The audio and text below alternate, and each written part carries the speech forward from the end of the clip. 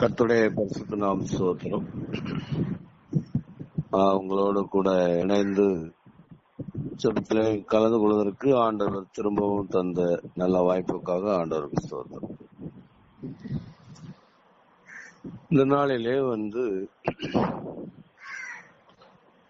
ஏற்ற காலம் அப்படிங்கிற ஒரு வார்த்தையின் கீழாக நம்ம 4 குறிப்புகளை தியானிக்கலாம். ஏசாயா 60:22 நான் தியானத்துக்காக வாசிக்கிறேன். ஏசாயா 60:22, சின்னவன் 1000 சிறியவன் பலத்த ஜாதியும் ஆவான்.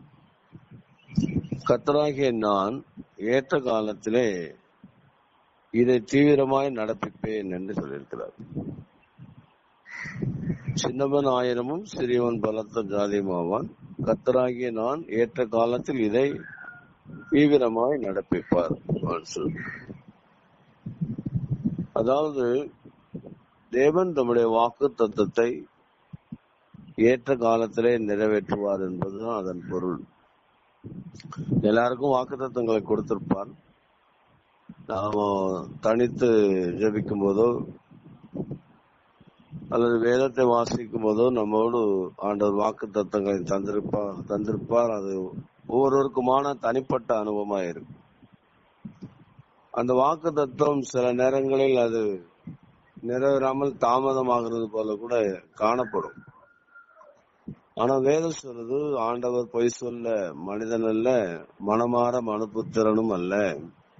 அவர் சொல்லியும் செய்யாமல் இருப்பாரோ, வசனித்தும் நிறைவேற்றாமல் போவாரோ என்று சொல்லப்பட்டிருக்கு. ஆண்டவருடைய வாக்குத்தத்தங்கள் ஏற்ற காலத்திலே நிறைவேறும் என்பதுதான் நம் வேதத்திலே அநேக இடங்களிலே நாம் பார்க்கிறோம். இஸ்ரவேல் ஜனங்கள் எகிப்திலே இருந்த சரியா அந்த 430 அந்த நாள் வருஷம் நிறைவேறும் போது அங்கிருந்து புறப்பட்டார்கள் என்று சொல்லப்பட்டிருக்கு. ஆண்டவர் உன் ஜனங்கள் எகிப்திலே 400 ஆண்டுகள் உபத்திரப்படுவார்கள் சொன்னார். ஆனா நம்ம நினைப்போம் 430 வருஷம் ஆயிட்டு அப்படின்னா, ஆண்டவர் உபத்திரப்படுகிற காலத்துல தான் 400 ஆண்டுகள் சொன்னார். யோசேப்பு உயிரோடு அந்த காலத்துல அவர் உபத்திரப்படல. யோசேப்பை அறியாத ஒரு பார்வன் வந்த போதுதான் அவர்கள் உபத்திரப்பட துவங்கினார்கள். அப்போ ஆண்டவர் கொடுத்திருந்த வாக்குத்தத்தப்படியே சரியாக அந்த நாள் நிறைவேறும் போது அவர்களை அடிமைத்தனத்திலிருந்து வெளியில கொண்டு வந்தார். அவருடைய வாக்குத்தத்தத்தை நிறைவேற்றினார். ஆண்டவர் ஒருபோது நேரம் தவறுவதில்லை. அநேக முறை புதிய ஏற்பாட்டுல யோவான்ல நம்ம பார்க்கும்போது என் வேலை இன்னும் வரவில்லை என்று ஆண்டு சொல்லுவார். நமக்கு ஒரு வாக்குத்தத்தம் கொடுத்திருப்பார். நம்ம அந்த வாக்குத்தத்தத்துக்கு நிறைவேறணும்னு அவசரப்படுவோம். ஆனா வாக்குத்தத்தம் ஆண்டவர் சொன்ன அவருடைய வேலையில அது சரியா நிறைவேறும். உதாரணத்துக்கு பாத்தீங்கன்னா, ஆண்டவராகிய இயேசு கிறிஸ்து குறித்த காலத்திலே மரித்தார் என்று சொல்லப்பட்டது. அவர் எந்த காலகட்டத்துல பூமிக்கு வரணும், எந்த நாள்ல மறிக்கணும் அப்படின்னு தேவன் முன்கொடுத்திருக்காரோ அந்த நாள்ல அவர் சரியா குறித்த காலத்திலே அக்கிரமக்காரருக்காக மரித்தார் என்று சொல்லப்பட்டிருக்கு. அதே போல ஆபிரகாமுக்கு ஆண்டவர் வாக்குத்தத்தம் கொடுத்திருந்தார். ஒரு குழந்தை பிறக்கும் என்பதை குறித்து வாக்குத்தத்தம் கொடுத்திருந்தார். அந்த வாக்குத்தத்தம் நிறைவேறுவது தாமதமாகிறதுனால அவர்கள் அவசரப்பட்டு வேறொரு திருமணம் கூட பண்ணிக்கொண்டார். ஆனா அதெல்லாம் தேவனுடைய சித்தம் அல்ல. அதனால்தான் சொன்னார், எனக்கு முன்பாக நடந்து கொண்டு உத்தமனாயிருந்தார். ஆண்டவருடைய சித்தம் சாராளத்துல ஒரு குழந்தை பிறக்கும் அப்படிங்கிறதுதான். அதை சரியான நேரத்துல அவர் சொன்னார். 21 அதிகாரத்துல ஆதியாகமத்துல பார்க்கும்போது தாம் சொல்லியபடியே என்று சொல்லப்பட்டிருக்கு. தாம் சொல்லியிருந்தபடியே, கர்த்தர் தாம் சொல்லியிருந்தபடியே சாராள் பேரில் கடாட்சமானார். கர்த்தர் தாம் உரைத்தபடியே சாராளுக்கு செய்தள்ளினார். பிரியமானவர்களே, நமக்கு வாக்குத்தத்தங்களை ஆண்டவர் கொடுத்திருப்பார். நிச்சயமாகவே ஏற்ற காலத்திலே இந்த வாக்குத்தத்தம் நிறைவேறும் என்பதை நாம் மறந்து விடக்கூடாது. கொடுத்த வாக்குறுதி ஒன்றும் ஆண்டவர் கீழே தரையில விழவிட மாட்டார். சொல்லியபடியே அவர் செய்வார். ஆனா அந்த வாக்குத்தத்தம் நிறைவேறுகிறதுக்கு ஆண்டவர் நாளை குறித்திருப்பார். அந்த நாளிலே அந்த வாக்குத்தத்தம் நிச்சயமாக நமக்கு நிறைவேறும். யோசேப்புக்கும் ஆண்டவர் சொப்பனம் கொடுத்திருந்தார். அதுக்கு அந்த சொப்பனத்துக்கு நேர் விரோதமாக காரியங்கள் நடந்தது. அவன் சிறைச்சாலையில காவல் கடங்களை கடந்தான். ஆனாலும் பாருங்க, அந்த ஏற்ற காலம் வரும்போது, அவருடைய வயது 30 ஆகும் போது, அவர் 17 வயதுல அண்ணனை சகோதரர்களை தேடி போனான்னு படுத்துருக்கு. ஆனா 30 வயது வரும்போது சரியாக ஆண்டவர் அவனை தன்னுடைய வாக்கு தத்தத்தின்படியே அவனை தேசத்திலே உயர்த்தினார் என்று பார்க்கிறோம். அதே மாதிரி மனுஷனுக்கு திருமண காலமும் 30 வயசு சரியான மேக்சிமம் லெவல் வயசு. கரெக்டா அவனுக்கு அந்த 30 வயசு ஆகும்போது அவனுக்கு திருமணமும் நடக்கிறது, பதவியும் கிடைக்கிறது, மேன்மையும் வருகிறது. தேவன் தம்முடைய வாக்கு தத்தத்தை குறித்து அவர் கவனக்குறைவா இருப்பதில்லை, அசதியா இருப்பதில்லை. ஏற்ற காலத்திலே இந்த வாக்கு தத்தத்தை நிறைவேற்றுவார். இந்த காலவேளையில ஆண்டவர் உங்களுக்கு கொடுத்த வாக்கு தத்தங்களை நிச்சயமாய் நிறைவேற்றுவார் என்பதுதான் ஆண்டவர் நம்மோடு கூட பேசுகிற வார்த்தை. ஏற்ற காலத்திலே தம்முடைய வசனங்களை வாக்கு தத்தத்தை நிறைவேற்றுவார். இரண்டாவது, ஏற்ற காலத்திலே அவர் நம்மை ஆசீர்வதிப்பார். உபாகமம் 28:12 நான் வாசிக்கிறேன். ஏற்ற காலத்துல உன் தேசத்துல மழை பெய்யவும், நீ கையிட்டு செய்யும் வேலையிலெல்லாம் ஆசீர்வதிக்கவும், கர்த்தர் உனக்கு தமது நல்ல பொக்கிஷசாலையாகிய வானத்தை திறப்பார். நீ அநேக ஜாதிகளுக்கு கடன் கொடுப்பாய், நீயோ கடன் வாங்காதிருப்பாய் என்று சொல்லி. ஏற்ற காலத்துல உன் தேசத்துல மழை. இந்த மழை அப்படிங்கிறது நமக்கு ஆசீர்வாதத்துக்கு அடையாளமா இருக்கிறது. எசேக்கியேல் 34:26 ஆசீர்வாதமான மழை பெய்யும் என்று தெளிவா சொல்லப்பட்டிருக்கு. வேதத்துல 3 வித மழையை குறித்து எழுதியிருக்கு. ஒன்று ஆசீர்வாதமான மழை. இது யாருக்கு பெய்யும் அப்படின்னா, கண்ணீரின் பள்ளத்தாக்க நடக்கிறவர்களுக்கு. கண்ணீரின் அழுகையின் பள்ளத்தாக்கை அவர்கள் உருவ நடந்து வருவார்கள், அவர்கள் மேலதான் இந்த மழை பெய்யும் அப்படின்னு சங்கீதம் 84 சொல்லப்பட்டிருக்கு. அவர்கள் அழுகையின் பள்ளத்தாக்கை கடந்து வருகிறார்கள், நெருக்கத்தின் பாதையை கடந்து வருகிறார்கள், சோதனையின் பாதையை கடந்து வருகிறார்கள், வறுமையின் பாதையை கடந்து வருகிறார்கள். அவர்களுக்கு மேல அந்த மழை பெய்யும், குளங்கள்லாம் நிரம்பும் என்று சொல்லப்பட்டிருக்கிறது. ஆசீர்வாதமான மழை உங்கள் வீடுகளில் ஒரு நாள் நிச்சயமா பெய்யும். எல்லா குடும்பத்துக்கும் அவருடைய ஆசீர்வாதம் இறங்கும். அதுக்கு ஒரு வேலை ஆண்டவர் வைத்திருக்கிறார். ஏற்ற வேளையிலே உங்களை அவர் ஆசீர்வதிப்பார். உங்க வீட்டின் சுற்றுப்புறங்களிலே ஆசீர்வாதமான மழை பெய்யும். இரண்டாவது வேதம் சொல்லுகிறது சம்பூர்ணமான மழை என்று சொல்லப்படும். சங்கீதம் 68:9 இழைத்து போன உம்முடைய சுதந்திரத்தை நீ திடப்படுத்துவீர், சம்பூர்ண மழையை பெய்ய பண்ணுவீர் என்று சொல்லப்படும். சம்பூர்ண மழையை பெய்ய பண்ணுவீர்.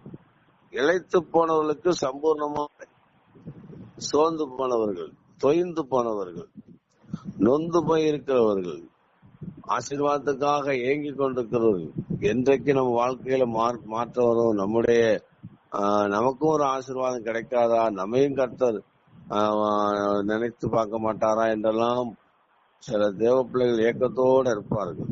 ரொம்ப நாளா அவர்கள் தொய்ந்து போயிருப்பார்கள். அப்படி தொய்ந்து போனவர்களுக்கு தான் ஆண்டவர் சொல்றார், சம்பூர்ணமான ஆசீர்வாதத்தை கொடுப்பார். சம்பூர்ணமான மழை, ஆசீர்வாதத்துக்காக ஏங்கி கொண்டிருக்கிறவர்களுக்கு ஆண்டவர் அந்த பிளண்டிஃபுல் ரெயினை அவங்க வீடுகளில் ஒரு நாள் அனுப்புவார். அவர்கள் சஞ்சலம், வேதம் சொல்லுது, சஞ்சலம் நீங்க சந்தோஷப்படுத்துவார் என்று எரேமியா சொல்வார். அப்படிப்பட்ட குடும்பங்களை ஆண்டு நிச்சயமா ஏற்ற காலத்திலே தேவன் நம்மை ஆசீர்வதிப்பார் என்பதை மறந்துவிட வேண்டாம். மூன்றாவதாக வேதம்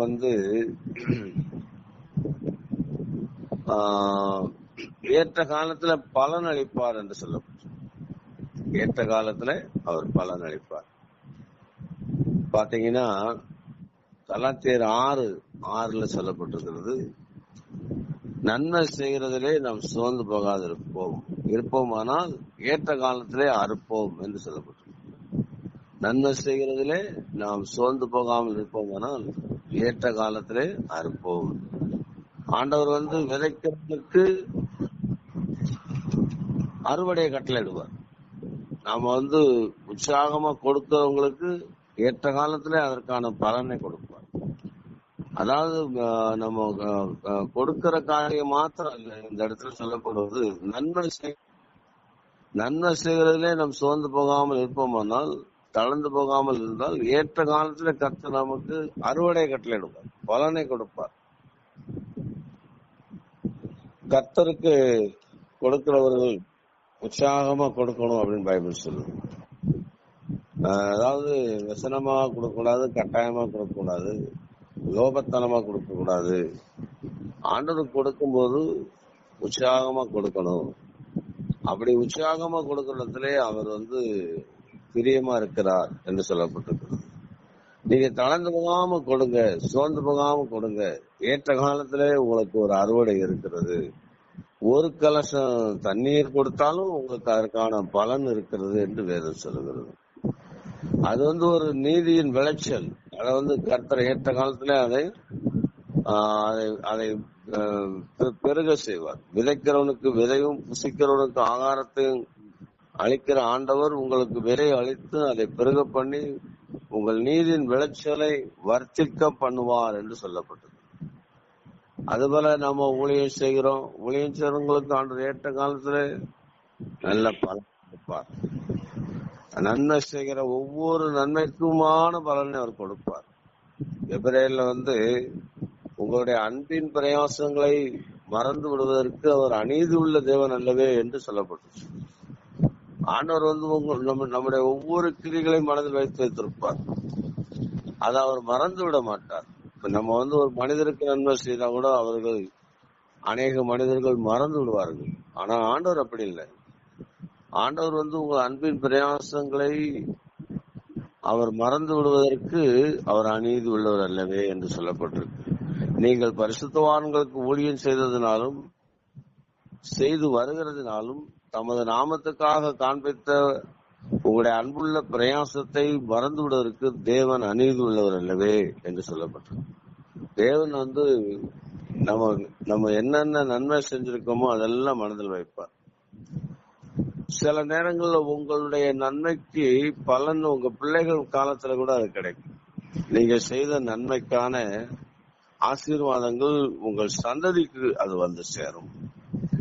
உங்களுக்கும் வரும், உங்கள் சந்ததிக்கும் அது வரும். அதனால்தான் நம்ம நன்மை செய்வதில் சோர்ந்து போக கூடாது என்று வேதம். நம்ம எவ்வளவோ செய்யறோம், ஆனா நமக்கு ஒன்னும் ஆண்டவர் நம்ம நினைச்சு பார்க்கலையே அப்படின்னு நினைக்கவே வேண்டாம். நம்ம அப்போஸ்தலனாகிய பவுல் தீமோத்தேயுக்கு சொல்லும் போது சிலருடைய நற்கிரியைகள் வெளியரங்கமா இருக்கும், சிலருடைய நற்கிரியைகள் அப்படி வெளியில தெரியாது. அப்படி தெரியாதவைகளும் மறைந்திருக்க மாட்டாது என்று சொல்வார். அதாவது சிலருடைய பாவங்கள் வெளியரமாக இருந்து நியாயத்தீர்ப்புக்கு முந்தும், சிலருடைய பாவங்கள் அவங்களை பின்தொடரும், சிலருடைய நற்கிரியைகள் ரொம்ப வெளியரங்கமா இருக்கும், சிலருடைய நற்கிரியைகள் அப்படி இருக்காது. அப்படி அது சீக்கிரட்டா இருக்கும். அப்படி சீக்கிரட்டா இருந்தாலும் தேவனுடைய பார்வையில் அது மறைந்திருக்காது. அந்தரங்கத்தில் பார்க்கிற பிதா வெளியரங்கமான பதிலை கொடுப்பார். நீங்க ஆண்டவருக்காக என்ன ஊழியம் செய்தாலும் சரி, என்ன பிரயாசங்களை கையாண்டு கொண்டு வந்தாலும் சரி, நீங்கள் காணிக்கை கொடுக்க காரியங்களா இருக்கட்டும், ஆண்டவருக்காக செய்கிற அன்பின் பிரயாசங்கள் ஒவ்வொன்றுக்கும் ஏற்ற காலத்திலே அவர் நல்ல பலனை கொடுப்பார் என்பதுதான் இதனுடைய சத்தியம். நான்காவதாக வேதம் சொல்லுகிறது, ஏற்ற காலத்திலே அவர் உங்களை உயர்த்தும்படிக்கு அவருடைய பலத்த கரத்துக்குள் அடங்கி இருங்கள் என்று சொல்லப்படும். ஏற்ற காலத்திலே தேவன் தம்முடைய பிள்ளைகளை உயர்த்துவார் என்பதுதான் அதனுடைய சத்தியம். ஆரம்ப காலத்திலே ஆண்டவர் நம்மை தாழ்வான பொசிஷன்ல வைப்பார், அல்லது உதவிக்காரனை வைப்பார், அல்லது சில நேரங்கள்ல நமக்கு அது கஷ்டமா இருக்கும். நம்ம ஒரு முக்கியமற்றவர்களாக நம்ம ஆண்டவர் வச்சிருப்பார்.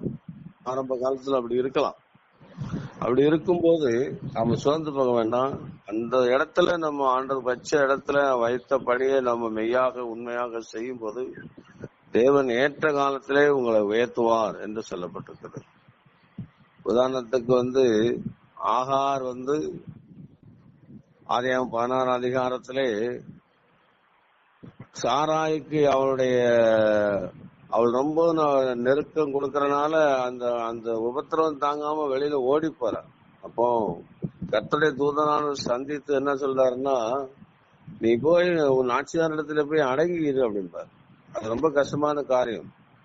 ஆனா அந்த அம்மா ஆண்டவருடைய வார்த்தைக்கு கீழ்ப்படிந்து அங்க போய் அடங்கி இருக்கிறாங்க. பிற்காலத்துல ஆண்டவரே அவளை வெளியே கொண்டு வருவார்.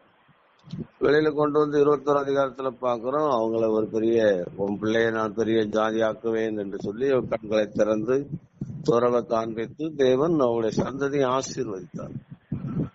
யோசுவா மோசேக்கு அடங்கி இருந்தார், ரொம்ப காலம் அடங்கி இருந்தார். பாலும் தேனும் ஓடுகிற கானான் தேசத்திலே மோசையால ஜனங்களை பிரவேசிக்க பண்ண முடியல. மோசே வழியிலே ஆண்டவர் அவரை எடுத்துக்கொண்டார். ஆனால் யோசுவா தான் அந்த வாக்கு தத்துவம் நிறைவேறுவது யோசுவா மூலம்தான் அது நடந்தது. யோசுவா தான் வெற்றிகரமாக ஜனங்களை அந்த வாக்கு தத்துவம் பண்ணப்பட்ட பூமியிலே பிராமிஸ் லேண்டுக்குள்ள கொண்டு போனார். ஏறத்தாழ 30க்கும் மேற்பட்ட ராஜாக்களை அவர் ஜெயித்தார். சூரியனையும் சந்திரனையும் கூட கர்த்தர் அவர் மூலமா நிறுத்தினார். எப்படி ஆண்டவர் மோசையோடு இருந்தாரோ அதே வண்ணமா யோசுவா போல இருந்தார். எப்படி ஜனங்கள் மோசையை கனம் பண்ணாலும் அதே வண்ணமா யோசுவாவையும் ஜனம் பண்ணும்படி செய்தார். ஆண்டவர் நம்ம வைத்த இடத்துல நம்ம ஒழுங்கா இருப்போமானால் தேவன் ஏற்ற காலத்தில் நம்மை உயர்த்துவது அதிக நிச்சயம். எலிஷாவை கூட பாருங்க, எலியாவின் கைகளுக்கு தண்ணீர் வார்த்த எலிஷா என்று சொல்லப்பட்டிருக்கு. எலியா சாப்பிட்டு போனானே இவர் பின்னாடி தண்ணி எடுத்துட்டு போவார், அப்படிதான் இருந்தார். ஆனா எலியா எடுத்துக்கொள்ளப்பட்ட போது அவருடைய சால்வை ஒரு மேல விழுந்தது. எலியாவுக்கு கொடுக்கப்பட்ட ஆவியின் வரங்கள் எலிஷாவுக்கு 2 மடங்கு இறங்கினது. நீங்க ராஜாக்கள் புஸ்தகத்தை கூர்ந்து கவனிச்சு படிச்சு பாத்தீங்கன்னா தேவன் எலியா மூலமா 7 அற்புதத்தை செஞ்சிருப்பாரு. அதே எலிசா செய்த அற்புதங்களை நீங்கள் கணக்கிட்டு பாத்தீங்கன்னா 14 அற்புதங்களா இருக்கும். அந்த 14வது அற்புதம் எதுன்னு கேட்டீங்கன்னா, இவருடைய பிரேத குழியில கொண்டு ஒருத்தனை போடுவாங்க, அவன் உயிரோட எழும்பிடுவான். இவர் இறந்த பிறகு இவருடைய எலும்புல அப்படிப்பட்ட அந்த தேவ வல்லமை தங்கி இருந்ததாக நாம் பார்க்கிறோம். அன்பானவர்களே, உங்களை வைத்த இடத்துல மனரமியமா இருங்கள். இப்பொழுது நீங்கள் தாழ்மான பொசிஷன்ல இருக்கலாம், அது உங்களுக்கு கொஞ்சம் கஷ்டமா இருக்கலாம். ஒரு அடிமை போல உங்களை நீங்கள் நடத்தப்படலாம். சோர்ந்து போகாதீர்கள். ஏற்ற காலத்திலே தேவன் உங்களை உயர்த்துவார். நான் நினைப்பூட்டுறேன், ஏற்ற காலத்துல தேவன் நம்முடைய வாக்கு தத்தங்களை நமக்கு நிறைவேற்றுவார். ஏற்ற காலத்திலே ஆசீர்வாதமான மழையை பொழிய செய்வார். ஏற்ற காலத்திலே உங்கள் தானங்களுக்கும் நற்கிரியைகளுக்கும் பலன் அளிப்பார். ஏற்ற காலத்திலே உங்களை வைத்திருக்கிற இடத்துல தானே ஏற்ற காலத்திலே தேவன் உயர்த்துவார். தாவீது ஒரு ஸ்டேட்மெண்ட் கொடுப்பார், இப்பொழுது என்னை சுற்றிலும் இருக்கிற ஜனத்திற்கு மேலாக என்னுடைய தலை உயர்த்தப்பட்டிருக்கிறது. என் சத்தத்திற்கு முன்பாக ஒரு பந்தை ஆயத்தம் என்று தேவன் என் தலையை இணையாக பாத்திரம் நிறைவேறும். ஏற்ற காலத்துல தேவனுக்கு உயர்த்துவாராக. கர்த்தர் ஆசீர்வதிப்பார். ரொம்ப நன்றி. சோத்திரம்.